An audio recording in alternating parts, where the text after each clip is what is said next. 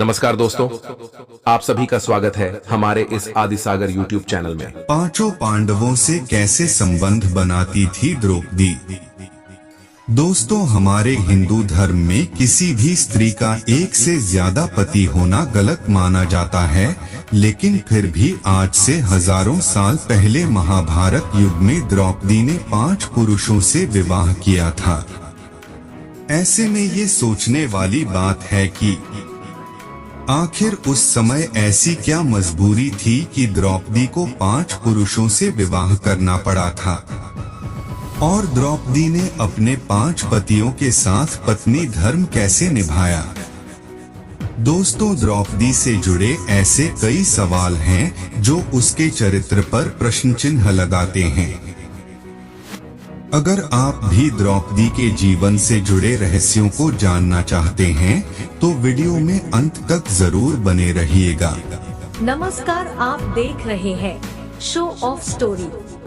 महाभारत के अनुसार द्रौपदी के जन्म से पहले द्रौपदी के पिता राजा द्रुपद और गुरु द्रोणाचार्य के बीच एक घनघोर युद्ध हुआ था। इस युद्ध में गुरु द्रोणाचार्य ने राजा द्रुपद को हराकर उनके आधे राज्य पर कब्जा जमा लिया था। युद्ध में हारे हुए राजा द्रुपद ने गुरु द्रोणाचार्य से बदला लेने के लिए पुत्र प्राप्ति की इच्छा से एक बड़े यज्ञ का आयोजन किया।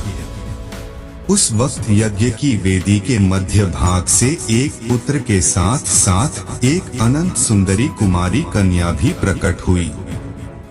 इस कन्या के नेत्र कमल के समान, बाल घुंघराले और उसका रंग सांवला था।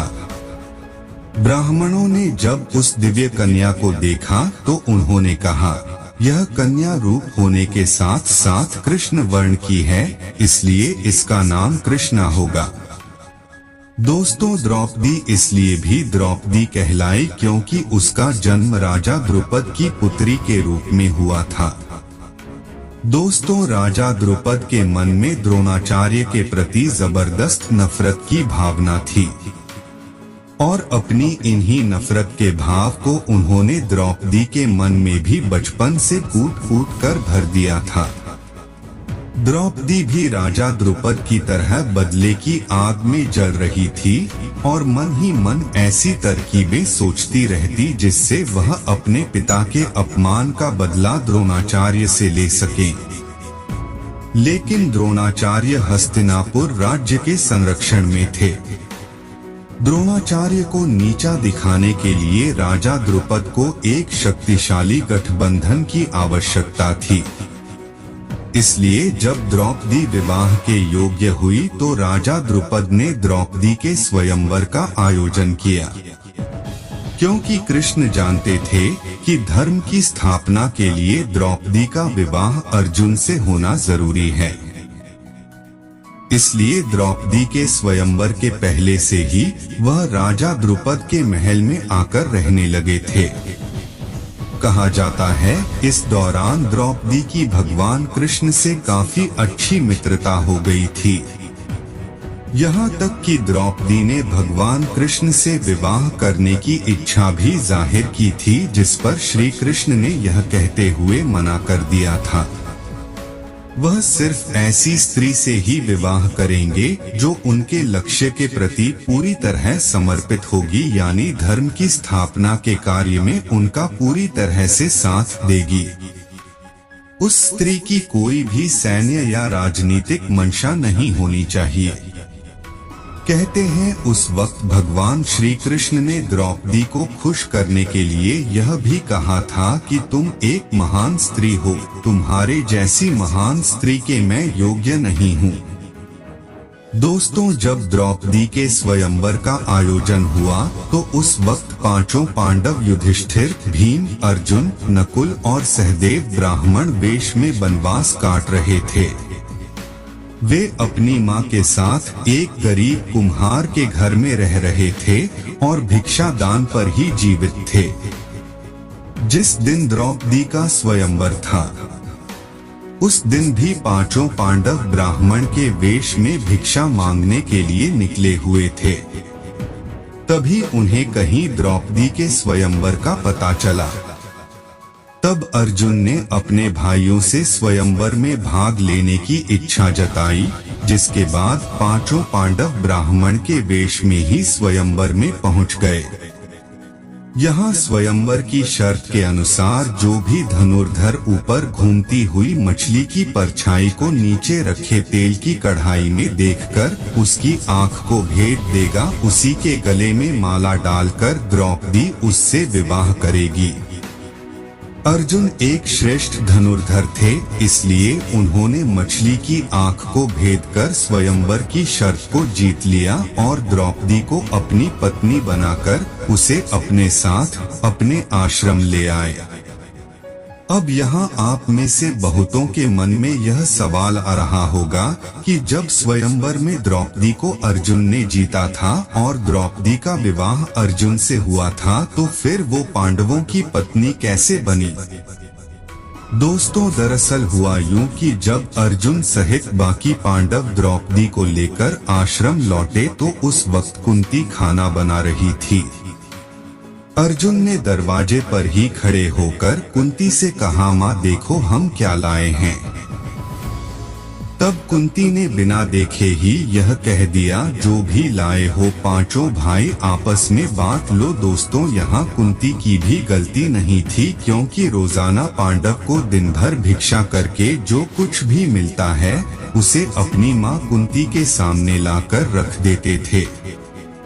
जैसे कुंती सभी में बराबर बांट देती थी, इसलिए हर रोज की तरह जब उस दिन भी अर्जुन द्रौपदी को लेकर आए और उन्होंने अपनी माँ से कहा कि देखो माँ, आज हम लोग आपके लिए क्या लाए हैं, तो उस दौरान कुंती घर के काम में व्यस्त थी, इसलिए उन्होंने बिना देखे ही यह कह दिया कि जो भी लाए हो उसे 5 भाई आपस में बराबर बांट लो। हालांकि अपनी माँ की यह बात सुनकर सभी पांडव भाई सकते में आ गए और जब कुंती ने भी एकदम शांति महसूस की तो पीछे मुड़कर देखा, जहां उसे अपनी भूल का एहसास हुआ। उन्होंने अपने पुत्र धर्मराज युधिष्ठिर से कहा कि इसका कोई ऐसा उपाय निकालो जिससे द्रौपदी का कोई भी अनर्थ ना हो और मेरे मुंह से निकली बात झूठी ना हो। हालांकि जब इसका कोई हल नहीं निकाल पाए तब पांडव अपनी माँ की बात का मान रखते हुए द्रौपदी से विवाह करने के लिए तैयार हो गए। लेकिन जब इस बात का पता राजा द्रुपद को चला तो वे काफी परेशान हो गए। राजा द्रुपद की चिंता को दूर करने के लिए महर्षि व्यास ने राजा द्रुपद को द्रौपदी के पूर्व जन्म की कहानी बताई। महर्षि व्यास ने बताया कि द्रौपदी अपने पूर्व जन्म में एक ऋषि कन्या थी। वह रूपवती होने के साथ साथ गुणवती और सदाचारिणी भी थी, लेकिन पूर्व जन्म के कुछ कर्मों के कारण द्रौपदी का विवाह नहीं हो पा रहा था। इसलिए द्रौपदी ने भगवान शिव की घोर तपस्या की और इस तपस्या से प्रसन्न होकर शिवजी ने द्रौपदी को मनचाहा वर मांगने के लिए कहा। तब द्रौपदी ने सोचा कि एक वरदान से उसकी सभी इच्छाएं पूरी नहीं होंगी, इसलिए उसने घूमा फिराकर महादेव से वरदान मांगा। द्रौपदी ने महादेव से कहा, हे प्रभु, मेरा विवाह किसी ऐसे व्यक्ति से हो जो धर्म का सबसे बड़ा ज्ञाता हो, जो सबसे अधिक बलवान हो, जो किसी भी विद्या में कौशल हो, जिसे नक्षत्रों का ज्ञान हो और जो सबसे अधिक सुंदर हो। द्रौपदी ने चालाकी दिखाते हुए यह 5 वरदान को एक वरदान बनाकर मांगा। हालांकि महादेव द्रौपदी के मन की बात समझ गए थे, लेकिन उन्होंने द्रौपदी को पहले ही मनचाहा वरदान देने का वचन दे दिया था। इसलिए महादेव ने द्रौपदी से कहा कि तेरी चालाकी को मैं भली भांति समझ चुका हूँ, इसलिए अब तुझे अगले जन्म में 1 नहीं 5 पति मिलेंगे। यह सुनकर द्रौपदी चिंतित हो जाती है और महादेव से प्रार्थना करती है कि प्रभु, मैं आपकी कृपा से केवल एक ही पति चाहती हूँ। इस पर शिवजी ने कहा, मेरा वरदान व्यर्थ नहीं जा सकता।